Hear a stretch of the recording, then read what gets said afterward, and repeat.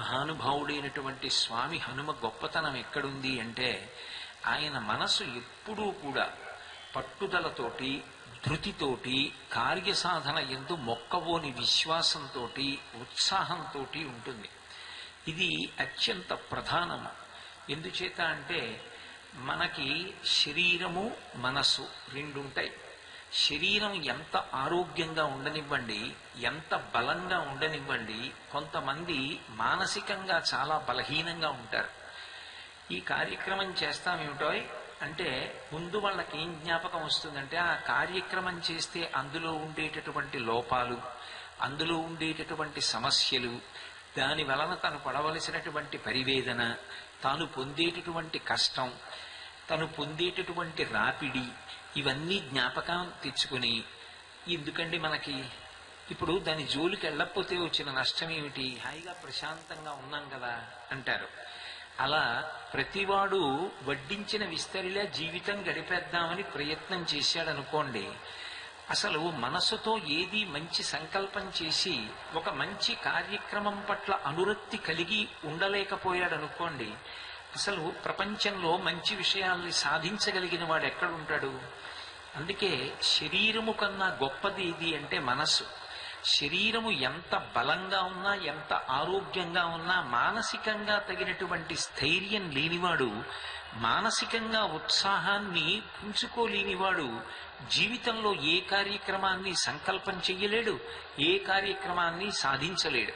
ప్రతి దానికి ముందు నిష్కారణంగా భయపడిపోతాడు. భయం అనేటటువంటిది మృత్యువుకి పర్యాయపదం. అందుకే ఆ భయాన్ని విడిచిపెట్టి ముందు మానసికంగా ఎవరు ఉత్సాహంగా ఉన్నాడో వాడు సాధించలేనటువంటి కార్యక్రమం లోకంలో ఉండదు. అది చాలా చాలా అవసరం. ఇక కొంతమంది మానసికంగా చాలా ఉత్సాహంగా ఉంటారు. మానసికంగా ఏ కార్యాన్నైనా సరే చెయ్యడానికి తగిన పూనికతో ఉంటారు. కానీ శరీరము సహకరించదు. శరీరము సహకరించకపోయినప్పటికీ కూడా వారు మానసికంగా మంచి సంకల్పం చేసి ఆ సంకల్పాన్ని సాధించడానికి నిరంతరం ప్రయత్నం చేస్తూ ఉంటారు. దాని చేత వారు పూర్తిగా సాధించవచ్చు, సాధించలేకపోవచ్చు, కానీ స్ఫూర్తి ప్రదాతలై మాత్రం ఉంటారు. అంత మంచి కార్యక్రమాన్ని ఆయన ప్రారంభం చేశాడు, దాన్ని మనం కొనసాగించాలి అనేటటువంటి స్ఫూర్తి, ప్రేరణ మిగిలినటువంటి వారిలో కలుగుతాయి. అందుకే అసలు మనసు మంచి ధృతితోటి, ఉత్సాహంతో ఏదైనా ఒక సంకల్పాన్ని సాధించాలనేటటువంటి ప్రయత్నంతో ఉండడం అత్యంత ప్రధానం. అయితే అదే సమయంలో ఏ కార్యాన్ని పడితే ఆ కార్యక్రమాన్ని ప్రారంభం చేయకూడదు. అది ధార్మికమైన కార్యక్రమమైనా, తను వెడుతున్నది ధార్మికమైన మార్గమైనా, తాను దాని వలన ఒక ప్రయోజనాన్ని ఈశ్వరానుగ్రహంగా పొందుతాడా, ఏ పని పడితే ఆ పని చేసి ఈశ్వరానుగ్రహానికి దూరంగా జరిగిపోకూడదు. చేసే పని వలన ఈశ్వర ప్రీతికి పాత్రుడు కావాలి. అలా నేను ఈశ్వర ప్రీతికి పాత్రుడనవుతానా, దీని వలన నా జన్మ చరితార్థమవుతుందా అనేటటువంటి విషయంలో సాకల్యంగా పరిశీలించి నిర్ణయం తీసుకుని, ఇక ఒకసారి నిర్ణయం తీసుకున్న తరువాత వెనక్కి తిరిగి చూడకుండా ముందుకు వెళ్ళగలిగినటువంటి పూనిక ఎవరికి ఉంటుందో అటువంటి వాడు సమాజానికంతటికీ కూడా నాయకత్వం వహించి అనితర సాధ్యమైన కార్యక్రమాలు చేయగలిగినటువంటి వాడై ఉంటారు. హనుమ జీవితాన్ని మీరు పరిశీలిస్తే ఆయన జీవితంలో ఆయనలో ఉన్నటువంటి ఒక అత్యద్భుతమైన విశేషం ఏమి అంటే, కొన్ని కోట్ల మంది ఏ పని చూసి భయపడిపోయి వంగిపోయి మనం చెయ్యలేమని చతికిల పడిపోతారో ఆ పని చెయ్యడానికి ఆయన సంకల్పం చేసి ధైర్యంతో నిలబడతారు. ఆ నిలబడినప్పుడు ఆయనకి మనసులో ఏ విధమైనటువంటి దిగులు కానీ, లేకపోతే ఇది నేను సాధించగలనా సాధించలేనా అన్న తొట్రుపాటు కానీ, ఒకసారి నిర్ణయం తీసుకున్న తర్వాత ముందుకు వెళ్ళడమే తప్ప మళ్ళీ భయపడి వెనకడుగు వెయ్యడం కానీ ఆయన జీవితంలో కనపడవు. బహుశः నాయకుడు అన్నవాడికి ఉండవలసినటువంటి లక్షణాలలో అత్యంత ప్రధానమైనటువంటి లక్షణము ఏది ఉన్నదో అటువంటి లక్షణాన్ని హనుమ పొంది ఉన్నారు. ఎందరో బలపరాక్రమములు కలిగిన వారు ఉంటారు, కానీ అది దేనికి పనికొస్తోంది అన్నదాని వల్ల కీర్తి నిలబడుతుంది. మహాభారతంలో కర్ణుడు అపారమైనటువంటి బలపరాక్రమములు కలిగినవాడు. ఇంత బలపరాక్రమాలున్నా, ఇంత తేజస్సున్నా అటువంటి కర్ణుడు దుర్యోధనుడితో కలిసి ఉన్న కారణం చేత ఆయన కీర్తి శోభించలేదు సరికదా. దుష్టచతుష్టయంలో ఒకడై ఆయన ఏదీ సాధించలేకపోయాడు సరికదా. దానివల్ల నిష్కారణమైనటువంటి అపఖ్యాతిని పొందాడు. దానితో పాటుగా ఆయన మహాభారతంలో అంత సమర్థుడై, అంత దానాలు చేసేవాడు, అంత ధార్మికుడైనప్పటికీ కూడా అపకీర్తిని మూటకట్టుకున్నాడు. అందుకే మనకి తేజస్సు ఉండడం, మనకి శక్తి ఉండడం, మనకి బలం ఉండడం ఒకెత్తైతే, అటువంటి బలం, అటువంటి తేజస్సు, అటువంటి శక్తి దేని కొరకు ఉపయోగపడుతోంది, ఎటువంటి సంకల్పాలు చేసిన వాళ్లతో మనం కూడి ఉన్నాము అనేటటువంటిది కూడా అత్యంత ప్రధానం. కర్ణుడు దుర్యోధనుడితో కలిసినటువంటి కారణం చేత కర్ణుడి యొక్క బలపరాక్రమాలు ఏ విధమైనటువంటి కీర్తికి నోచుకోలేకపోయాయి. అదే బలపరాక్రమాలు, బుద్ధి వైభవం కలిగినటువంటి హనుమ రామచంద్రమూర్తితో కలిసినటువంటి కారణం చేత ఎనలేని కీర్తి ప్రతిష్టల్ని పొందారు, శాశ్వతత్వాన్ని పొందారు, చిరంజీవిత్వాన్ని పొందారు. మీరు చూడండి, కిష్కింధకాండ దగ్గరికి వచ్చేటప్పటికి రామాయణంలో సంపాతి చెప్పాడు, 100 యోజనముల లవణ సముద్రం ఉంది. ఈ 100 యోజనముల లవణ సముద్రాన్ని గడచి ఆవతలి ఒడ్డుకి వెళ్ళగలిగితే కాంచనలంక ఉంది. కాంచనలంకలో సీతమ్మ రాక్షసుల చేత పరివేష్టితురాలై ఉన్నది. ఆ అమ్మ యొక్క దర్శనం చెయ్యాలి అంటే ఈ 100 యోజనముల సముద్రమును దాటి వెళ్ళాలి అన్నారు. అందరూ బయలుదేరారు. ఆ దక్షిణ సముద్రం యొక్క ఉత్తర తీరం దాకా వెళ్ళారు. అక్కడ వరకు ఉత్సాహం ఉంది. కానీ పెద్ద పెద్ద కెరటాలతో, పావులతో, తిమింగలాలతో, మొసళ్లతో, రాక్షసులతో నిండి ఉన్నటువంటి సముద్రాన్ని చూసేటప్పటికి కలత చెంది మిగిలిన వారెవ్వరూ కూడా మీ సముద్రాన్ని దాటి అవతలి ఒడ్డుకు వెళ్ళి సీతామాత దర్శనం చేసి తిరిగి రాగలమనేటటువంటి ధైర్యం లేదు అని జావకారి కూర్చుండిపోయారు. నేను బయలుదేరుతాను అని శాప విమోచనమైనటువంటి హనుమ ప్రతిజ్ఞ చేసి ఆ మహేంద్రగిరి మీద ఊంచుకుని నిలబడినప్పుడు ఆయన యొక్క స్థితిని మహర్షి ఒక అద్భుతమైనటువంటి శ్లోకంలో చెప్తారు. సవేగవాన్ వేగ సమాహితాత్మ హరిప్రవీర పరవీరహంత మనస్సమాధాయ మహానుభావో జగామలంకాం మనసా మనస్వి అంటారు. సుందరకాండకి కావలసినటువంటి పునాదినంతటినీ కూడా మహర్షి కిష్కింధకాండ చిట్ట చివరి శ్లోకంలో వేశారు.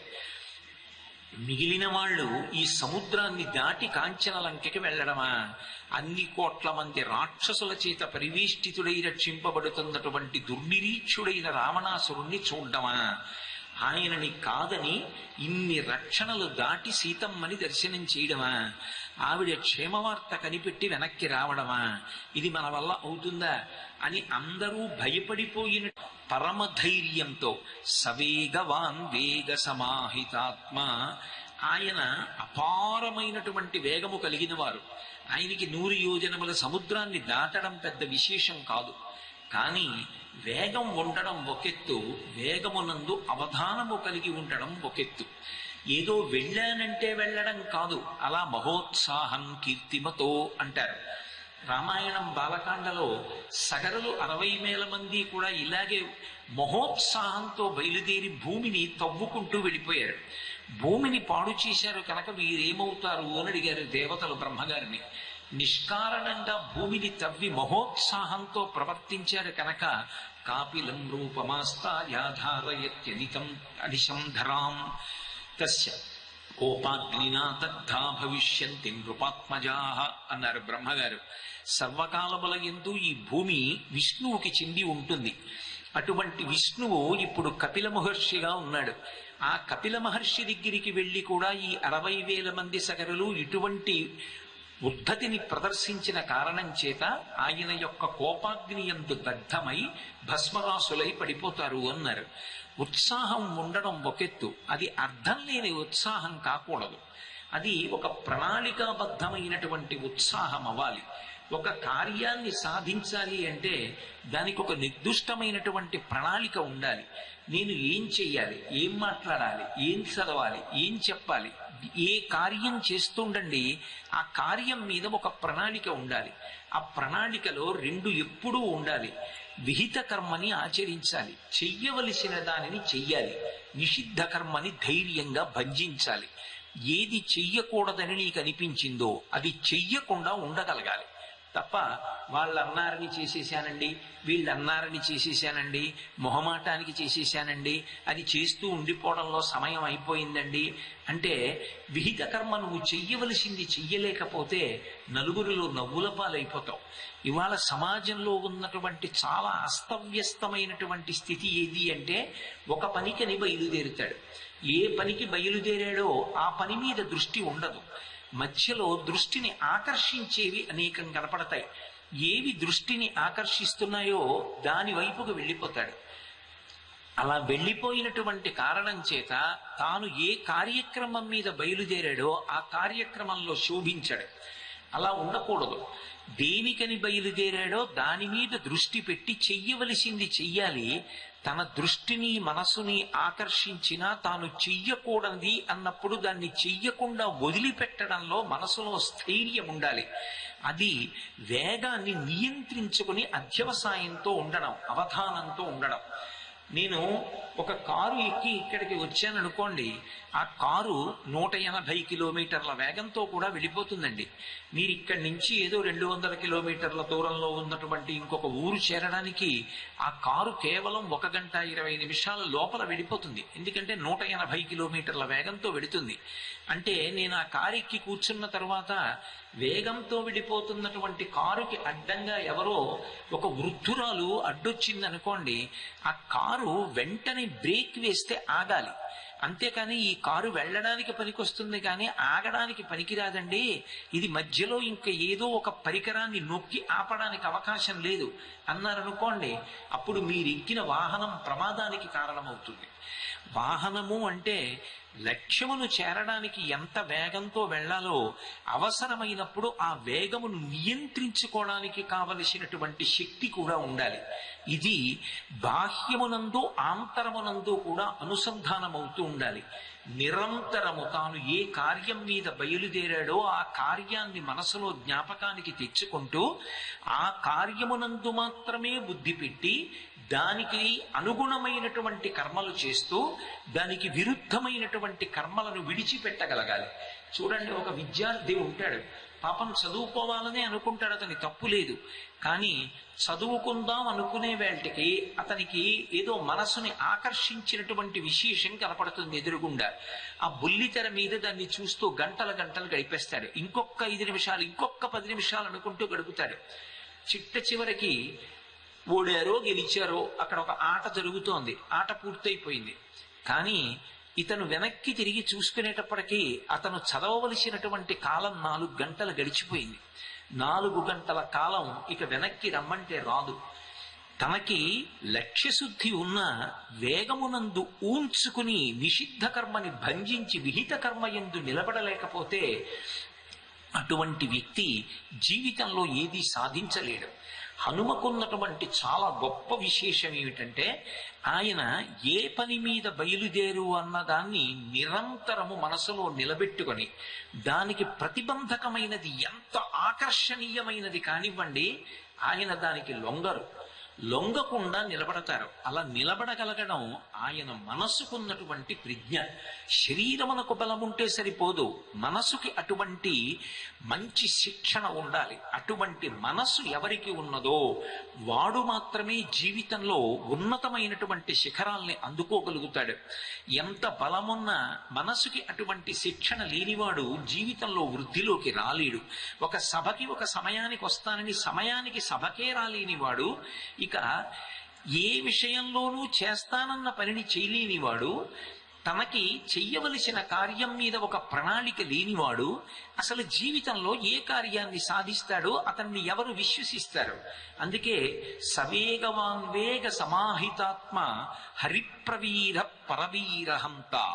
ఆయన వానరుల యందు అపారమైనటువంటి బలపరాక్రమములు కలిగినటువంటి వారు. మనస్సు ఎంత శక్తివంతమైనదో శరీరము అంత శక్తివంతమైనది. అంత శక్తివంతమైన వారు హనుమ జీవితం మొత్తం మీద చాలా చాలా గొప్ప విశేషంగా మనకి కనపడేది బహుశః ఏ శంకర భగవత్పాదుల వంటి మహాపురుషుల జీవితంలోనో తప్ప ఇటువంటి సన్నివేశం కనపడనిది. తన జీవితం మొత్తం మీద ఒక్కసారి కూడా కామమునకు ఆయన వశపడకుండా నిలబడి తనని తాను నిగ్రహించుకుని అలా ఉండడం అసాధారణమైనటువంటి ప్రజ్ఞ. అందుచేతనే శరీరం ఎంత బలంగా ఉంటుందో ఆయన మనసు అంత గొప్పగా ఉంటుంది. అందుకే సవేగవాన్వేగ సమాహితాత్మ హరిప్రవీర పరవీర హంత. ఆయన శరీర బలం కేవలం బలంతో ఉండడానికి మాత్రమే కాదు, ఎవరు ధర్మ వ్యతిరేకులున్నారో, ఎవరు ధర్మమును పాడు చేస్తుంటారో అటువంటి వారిని ఎంతమందినైనా సరే మట్టు పెట్టడానికి ఆయన వెనకాడరు. అందుకే మీరు చూడండి, రామాయణంలో ధర్మమూర్తి అయినటువంటి రామచంద్రమూర్తితో కలిశారు. అంతేకాదు, ఆయన ఎప్పుడైనా అవతార స్వీకారం చేస్తే అది కేవలము ధర్మమును నిలబెట్టడానికి మాత్రమే అవతార స్వీకారం చేస్తారు. స్వామి హనుమ ఒకప్పుడు సమర్థ రామదాసు గారిగా అవతార స్వీకారం చేశారు. ఆయన అవతార స్వీకారం చేసి వచ్చినది ఎందుకు అంటే లోకానికి ధర్మాన్ని అందించి శుభం చెయ్యడానికి. అందుకే హనుమ సమర్థ రామదాసు గారిగా వస్తే శ్రీరామ జయ రామ జయ జయ రామ అన్న త్రయోదశాక్షరి మహామంత్రాన్ని అందించారు. రుద్రాన్ని ఘనపాఠంగా చెప్తే శంకర అన్న నామం 13 మాటలు తిరుగుతుంది. శంకర అంటే శంకరోతీతి శంకర, లోకములకు శుభం చెయ్యడానికి వచ్చినటువంటి శంకరుడే స్వామి హనుమ. అందుకే ఏ 13 సార్లు రుద్రాన్ని ఘనపాఠంగా చెప్తే తిరుగుతుందో ఆ 13 అక్షరాలతో కూడుకున్నటువంటి త్రయోదశాక్షరి మహామంత్రాన్ని ప్రతిపాదించినటువంటి మహాపురుషులు సమర్థ రామదాస్ గారు. శివాజీకి గురువై ఆయన సనాతన ధర్మ సంరక్షణ కొరకు ఎనలేని సేవ చేశారు. హనుమ ఎప్పుడు అవతార స్వీకారం చేసినా అది ధర్మ పరిరక్షణ కొరకే ఉంటుంది. అందుకే హరిప్రవీర పరవీర హంత, ఆయన వంటి తేజోమూర్తి, ఆయన వంటి బలవంతుడు లోకమునందుండడు.